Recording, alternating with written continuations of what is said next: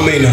Sikukuu ya Pasaka inatuonyesha nguvu alizonazo Yesu Kristo. Yes. Ya kwamba kaburi halijamzuia. Amen. Wala hakuna aliyeweza kumzuia. Amen. Inatukumbusha kwamba Yesu Kristo alikufa kwa ajili yako. Yes, amina, amina. Kufa kwa ajili yako. Amen. Na kama amekufa kwa ajili yako, Amen, kuna kitu kitakufa kwenye maisha yako kwa jina la Yesu. Yes, amina. Iwe ni biashara haitakufa. Amen. Iwe ni kizazi hakitakufa. Amen. Iwe ni watoto watakufa. Maana sikukuu ya Pasaka inakukumbusha kwamba vyote ulivyo navyo, vyote vilivyopotea, leo vitafufuliwa kwa jina la Yesu. Sijui kama naongea na mtu mmoja. Chochote kilichokufa kwenye maisha yako, namba moja hiyo ni kutukumbusha kwamba Yesu Kristo alikufa kwa ajili yako. Yaani sio kwamba tu ni siku ya kula pilau, ni siku sio ya kuvaa nguo mpya, ni siku sio, hapana. Ni siku ya kukuambia ndugu yangu, mateso yote unayoyaona, yupo aliyekufa kwa ajili yako, usiogope. Yupo aliyekufa kwa ajili yako. Na uzuri zaidi sasa, alipokufa kwa ajili yako, amefufuka. Maana hakuna mtu aliyeweza kumzuia. Maana hata wewe hutazuiliwa na chochote kwa jina la Yesu. Amen, amen, amen. Hivi naongea na mtu mmoja hapa.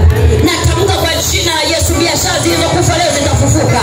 Yes, amina. Mahusiano yaliyokufa leo yatafufuka. Yes, amina. Ndoa zilizokufa leo zitafufuka. Watoto waliokufa watafufuka. Biashara zilizokufa zitafufuka. Yes, yes, amina.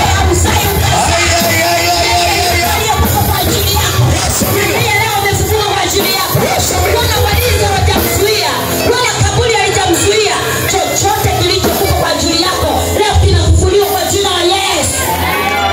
Hivi naongea mtu mmoja hapa. Naongea na wale ambao unaanza biashara zinakufa, unaanza zinakufa. Jumapili ya leo utatoka na upako wa kufufua kila kilichokufa. Yes, amina, amina, amina, amina. Haleluya, haleluya.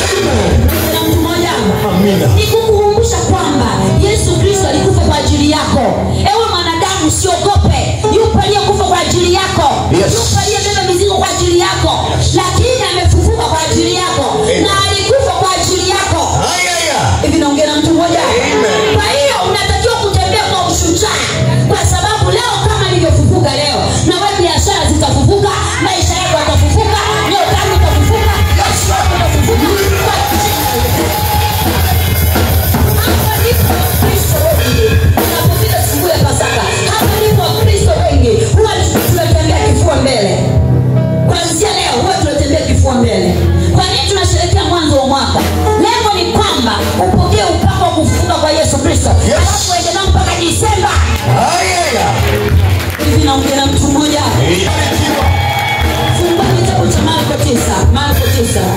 Kitabu cha Marko 9 kuanzia mstari wa 30 mpaka wa 31. Hebu nisomee hapo. Amen. Biblia inasema, wakatoka huko wakapita katikati ya Galilaya. Ndio. Naye hakutaka mtu kujua.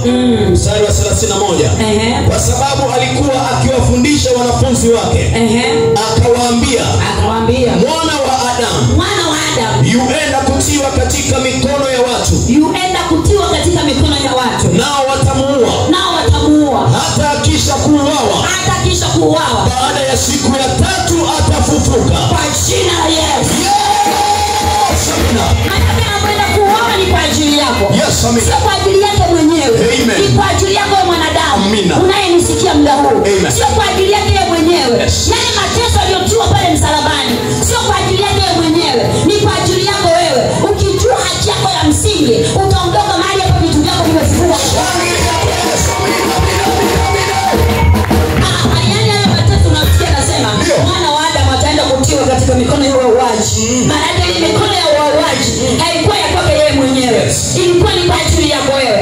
Alafu baada ya siku 3 atafufuka. Kwa nini anafufuka?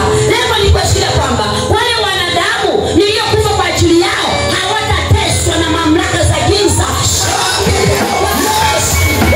Nguvu za giza kwa jina la Yesu. Mwezi wa 4 ni mwezi wa kutembea na Bwana. Mwezi wa 4 ni mwezi wa kufufuka kwa Yesu Kristo. Mwezi wa 4 ni mwezi wa ushindi. Mwezi wa 4 ni mwezi wa kutawala. Mwezi wa 4 ni mwezi wa kumiliki. Mwezi wa 4 ni mwezi wa kumiliki.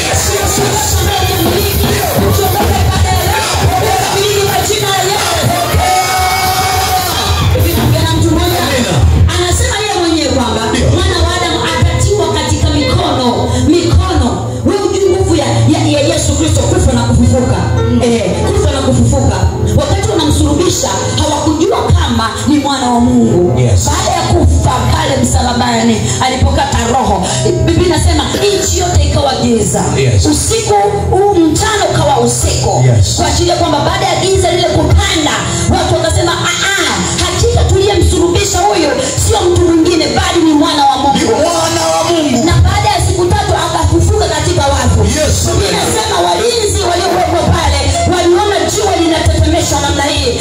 Pamoja na walinzi kuweka ulinzi mkali, lakini mwanamume wa wanaume hakuzuiliwa na walinzi wala jiwe. Hiyo ndio maana halisi ya Pasaka. Pasaka imebeba mambo mazito sana.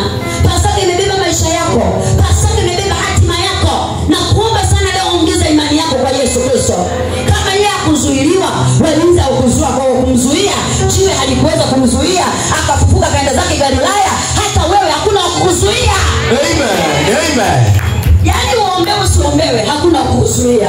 Ninaona watumishi wa Mungu wanaenda kuanza huduma mwaka huu na hakuna atakayezuia kwa jina la Yesu. Ninaona huduma zinachanua na hakuna atakayezuia. Yes. Kuna watu wanaenda kuwa watumishi wakubwa wa Mungu. Atakayezuia kwa jina la Yesu.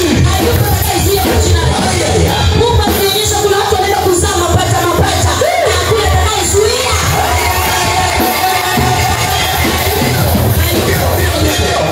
Kuanzia leo mpaka tunafunga mwaka, hakuna atakayezuia.